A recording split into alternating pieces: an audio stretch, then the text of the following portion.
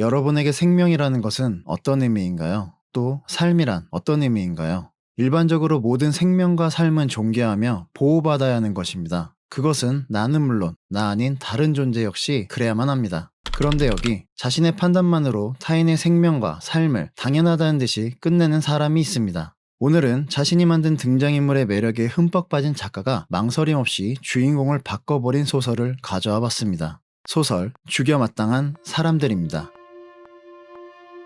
출장을 마치고 미국으로 돌아가기 위해 런던 히스로 공항 라운지 바에서 마티니를 마시고 있던 테드. 그는 젊은 나이에 억만장자가 된 사업가로 남부러울 게 전혀 없는 인물입니다. 그런 그가 깊은 상념에 빠져 있을 때 갑자기 한 여성이 나타납니다. 그녀의 이름은 릴리. 빨간 머리와 초록 눈, 창백한 피부를 가진 묘한 매력을 가진 여성으로 그녀는 자연스럽게 테드의 옆자리에 앉아 비행기의 대기 시간을 때우기 위해서인 듯 가벼운 인사를 시작으로 그와 이런저런 이야기를 나누기 시작합니다.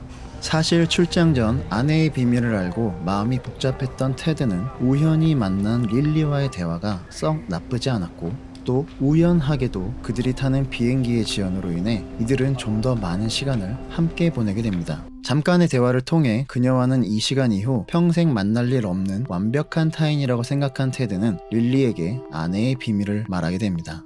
테드는 아내 미란다와 함께 작년 여름 남쪽 해안가에 여행을 갔고 그곳이 너무나도 마음에 들어 해안가 부지에 별장을 짓기로 했는데 미란다는 자신의 전공을 살려 멋진 집을 짓겠다며 현장 관리를 하기 위해 그곳에서 많은 시간을 보내게 됩니다. 그렇게 주말 부부처럼 떨어져 지내던 중 아내를 놀래켜주기 위해 공사 중인 별장에 찾아간 테드는 충격적인 장면을 목격하게 됩니다. 미란다가 건축 시공업자 브래드 다겟이라는 인물과 너무나도 자연스럽게 애정 행각을 벌이는 모습을 보게 된 겁니다. 그는 들키기 전에 자리를 얼른 떠났고 그들의 뻔뻔한 모습에 큰 분노를 느껴 이들을 처참하게 죽이고 싶다고 말입니다.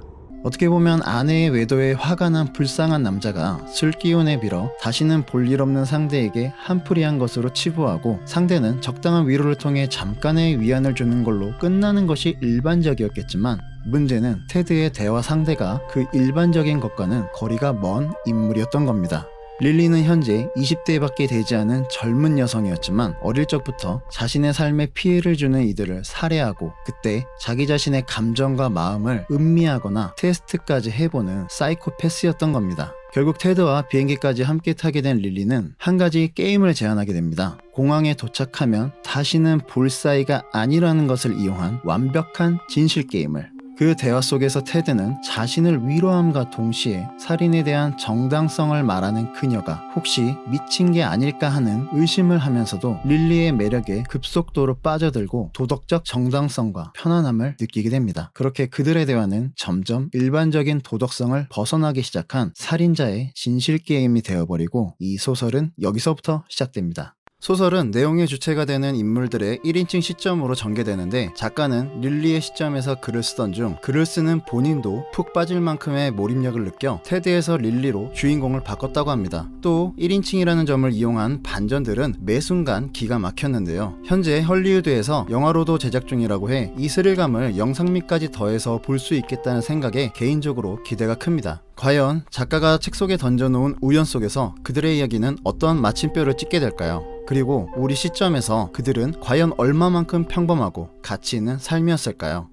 앞으로도 제가 소설이나 에세이를 읽으면서 상상했던 캐릭터를 구현해 한 편의 예고편처럼 소개해드릴 예정이니 관심 있으신 분들은 채널 구독 바랍니다. 지금까지 소설 죽여 마땅한 사람들이었습니다.